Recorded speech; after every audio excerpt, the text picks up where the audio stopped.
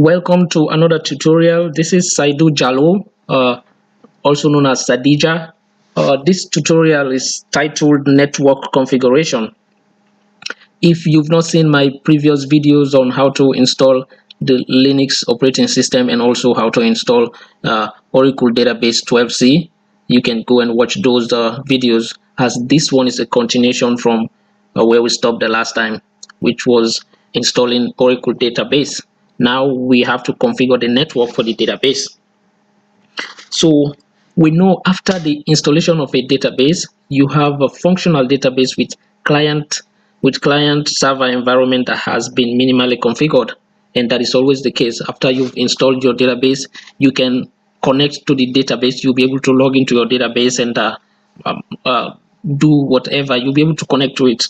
But those are just minimal configurations that are done by default when installing your database. So if you want to, for you to do further configurations to match your criteria or the different requirements that you want to meet, you have to do that by yourself, and there are methods and there are tools and that are used to do that. And so in this video, what we will learn is the different configuration files, the different methods that are used to connect to the database, and how we'll just learn the basics of how a client would connect to a database, like simplify the process of how this connection is done, how we just, because sometimes we just see that we don't understand what goes on behind the scene. That's what we're going to explain here. So a client, we know, is a client is any application that can connect to a database to send or retrieve data. A client is any application. Our most common example is our PuTTY server. The PuTTY server, when we log into PuTTY and then we access our database, that is, we're accessing the database through this client application which is PuTTY. So for any client application to be able to connect to a database, it can reside in any machine. It just has to have Oracle software installed on it, specifically Oracle Net. So for a client application and a database to communicate, the application must specify location details for the database it wants to communicate to. And the database must also provide some sort of identifications or address. Let's have a scenario here. If as a customer, as a mobile phone user, you have your phone and you want to call a friend. Let's say you have a friend named John. You want to contact that friend. You would have to go through your phone and dial John's number, and then you will be connected to John and you will be able to talk to John whatever you want. But there is a process for that connection to take place. So that's what I want to unravel here. So the client, I would say, is your mobile phone. The client application is your mobile phone. So in your phone, you would have the contacts of people. For example, John, your friend, you would have his name, his contact number in the phone. That is the information. If we relate it, that is the client application having the information of the database. You have to, if you want to call John, you have to dial John's number. Likewise, if a client application, if you want to log into, if you want to connect to a specific database, you have to specifically put the information for that database for you to connect to the database. So the process that connects you to the database is called listener. A listener is a background process that listens to requests from clients. It listens to request. When it sees a request for connection that meets the criteria, that meets the information that is in its archives, it will then connect the client to that database, the database that has that information. Mind you, right now we're seeing this here as the most simplest case, because we are using maybe just one or two databases. But in an operation setting, in like a company, they would have like 10 different databases. So that is the case where, and all these databases would have their different addresses. So to connect to that database, you have to specify the address of that database. So the listener would receive the request and having the address and other information of that database, and you would then connect the client to that database. So just for the information about the listener here, as we've said, it is a process that listens to connection request. it is responsible to for accepting the first time connection request and subsequent handoff between the client and the server process. So when the first time you want to connect to the database, you have to specify the information of that database, and the listener which have the information of all different databases in it. If the information you specify matches one of the databases that the listener has, it will connect you to that database. That's the work of the listener. So after connecting you, then it is done. Then you, meaning the client, would communicate directly now to the database server. So the default listener configuration file is called listener.ora file. Listener.ora file is the file that has the information about the database that the client has to specify. This file is located in Oracle Home Network Admin directory. This is directory where you will find this file. And the file, it has protocol address that identifies the database, as we've already said. This is an example of the file. This is how the file looks like.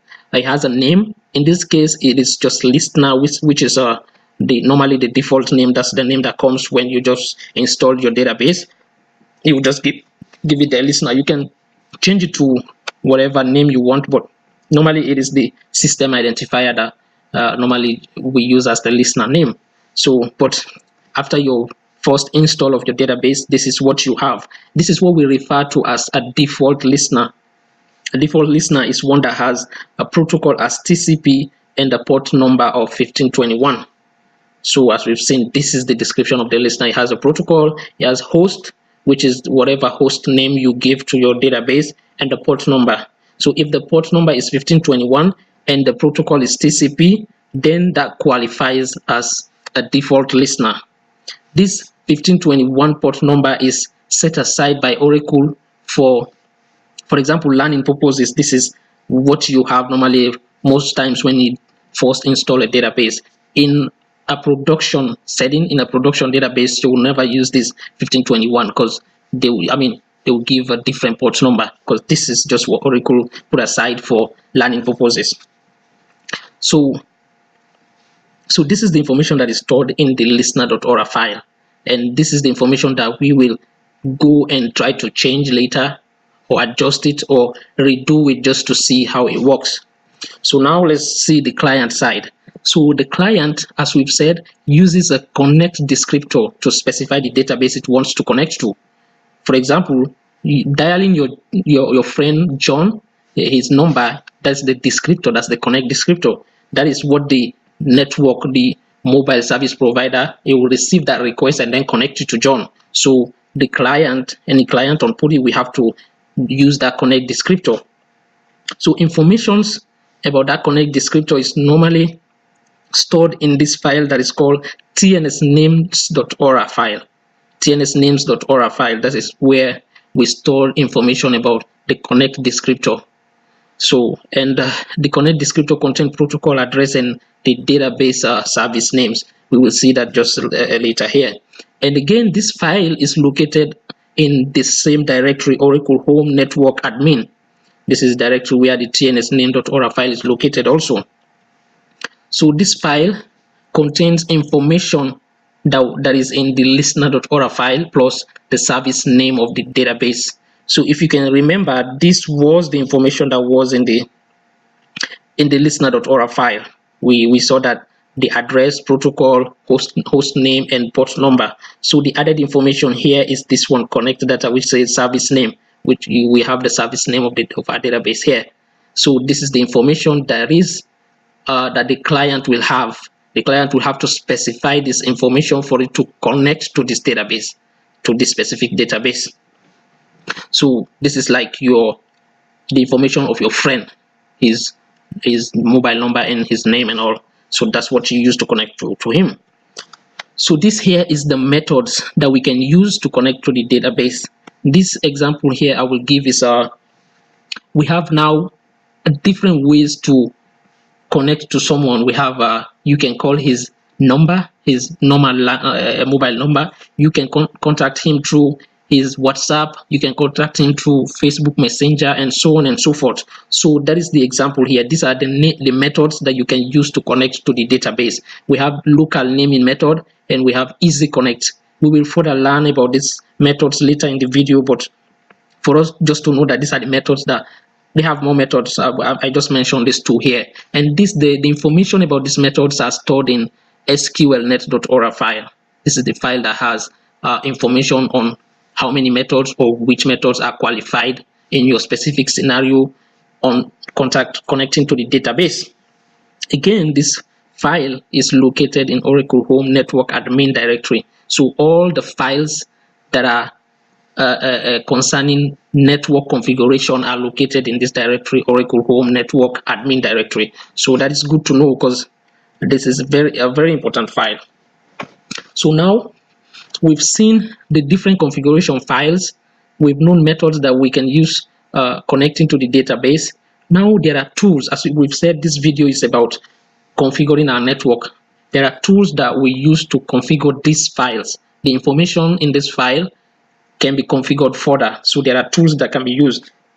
You have the manual tool that you can use to do this configuration. If you are confident in your knowledge about the Oracle listener, you know everything about it, you are confident, you can just VI into the file and edit it manually. You can come and change the port number or change the protocol to whatever you want. But Oracle do not advise this kind of configuration unless you are really sure of what you're doing. So that's why we are giving these GUI tools, graphical user interface tools, GUI tools. These GUI tools helps in reducing errors. So here we will not commit unnecessary errors. It will give us directions on just enter the correct information you need, like simplify the process. Just enter the information and it will configure it for you. You don't have to. For example, if you're using the manual method and maybe delete a semicolon or delete parentheses, you might not know that, but that would cause a lot of errors in your configuration that you will not know. So that's why it is advised to use graphical user interface tools.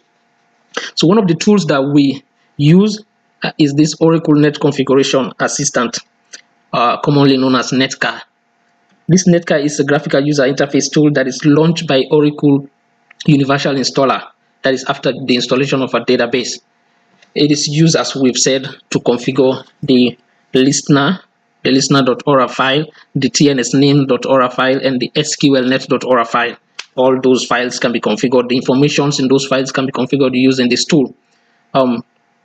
As we've said earlier, during a typical database install, netca automatically configures a default listener. So after installing your database, a default listener is configured. This listener is called listener. This listener has a TCP protocol and a port number of 1521, as we've mentioned earlier. So this is what you get after just installing your database. You would have to further configure it to what you want. Oracle advised that you use netca for initial network configurations. So after you've just installed your database, so for the first time in doing any network configurations, it is advised that you use netca. That is just what Oracle advised, because it is launched by the Oracle Universal Installer. It comes in the package, so it's advised that you use it for the first time. So in subsequent configurations, we have other tools. One of them is this netmgr. Netmgr is also a GUI tool that is widely used, and it has more options. It has a lot of options, so people prefer this tool a lot than netca.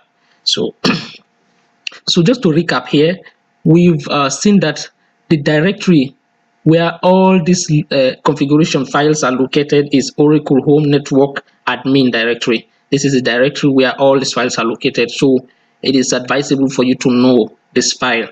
Later in the video, we'll configure our bash profile so that we'll have a shortcut way how to get to this directory, rather than typing all this anytime we want to go to the directory. We'll just have a shorter way of getting there. Again, we know the files that are in this directory are listener.ora file, tnsnames.ora file, and sqlnet.ora. There are other files in there, but we are more concerned about these ones.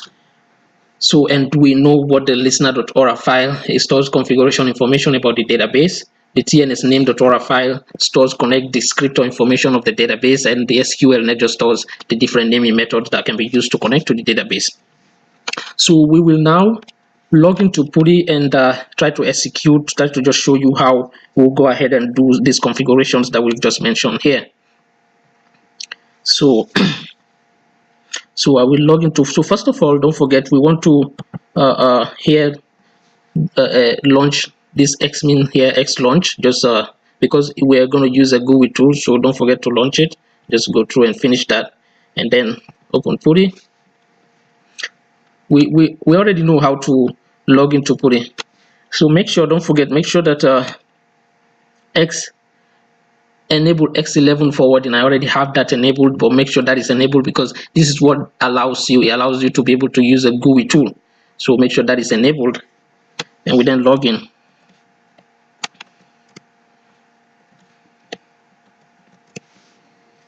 Okay, so we log in here. So just to show you, I'll just go through and show you the configurations right now. So I will show you start our listener.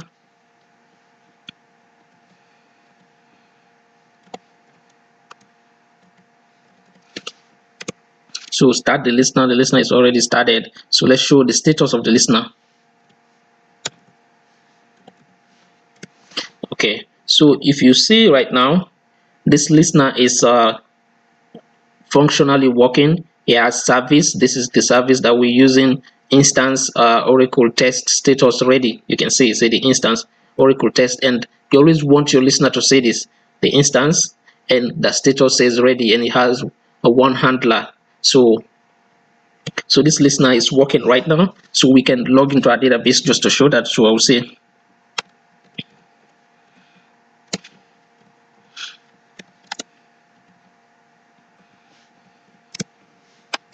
okay, so you can see that we are connected to our database, so everything is working. This database is perfect, running. So we want to go right now. The listener is okay, so it is configured. We have the basic configurations there, and they are okay. We will go and disable, we will move these files and then redo the configuration just to learn how to do it. So I'll just clear here. So now I will just go into that file that I was saying, the directory.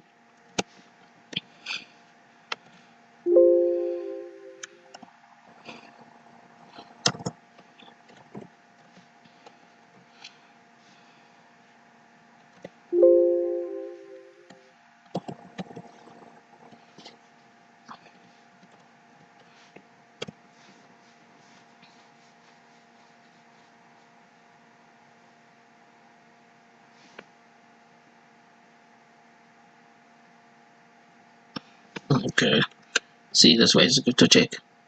We have to cd to that file, cd. Okay, so if I ls into it now, right now, you see these are the files I'm talking about. You see listener.ora, we have sqlnet.ora, and we have tnsnames.ora. So these are the three important files. So what we will do first is we want to configure, go set up our environment so that we have a shortcut way on how to get to this directory. So I'll do a pwd here and just copy this path. I'll copy this path, and then I'll then cd to my Oracle home.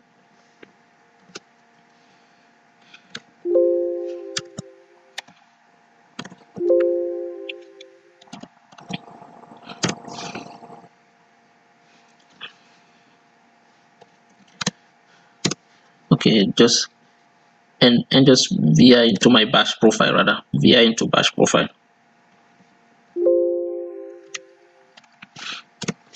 So into my bash profile, so I want to add, so I want to add a path here. I want to add a path that will take me to that directory. So that path, I will call it tns underscore admin equals, I will now paste that path, the path I copied earlier. So that's the path to the admin directory where we have the configuration files. So after doing this, I'll just save this one and exit. I will now just source my profile.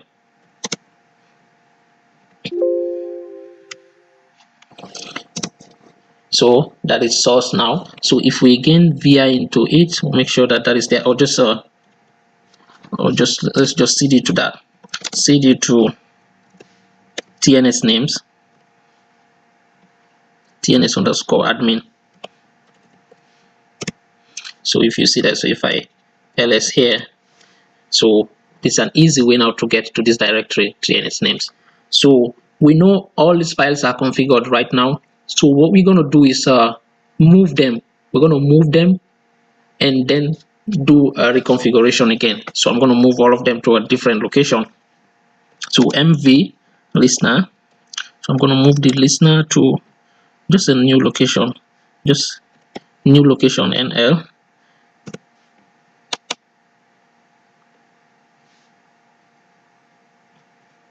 Okay, sorry. So move listener to new location. So move that, then move the TNS names to again a new location. So move that, we move the SQL net again, sqlnet.aura to a new location. Okay, so if we ls now, we'll see that all of them have been moved to new locations. Mind you, the listener knows that it should be sqlnet.aura. The listener file should be listener.aura. Because of this nl, it is in a new location. So let's just try to go again. You will see that it is not connecting to the listener anymore. So let me just do listener, log into my database again, and just bounce my database and come back.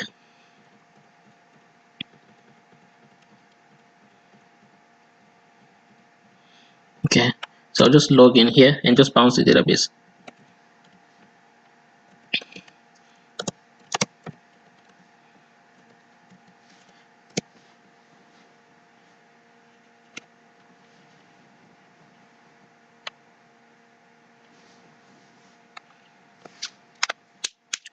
So bouncing a database is you shut it down and then just start it up again.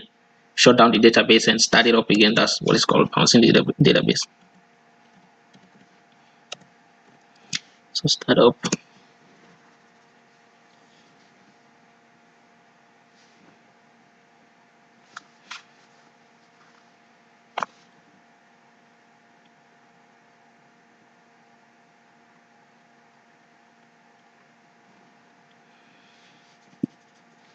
So exit here. So I will now just reload my listener.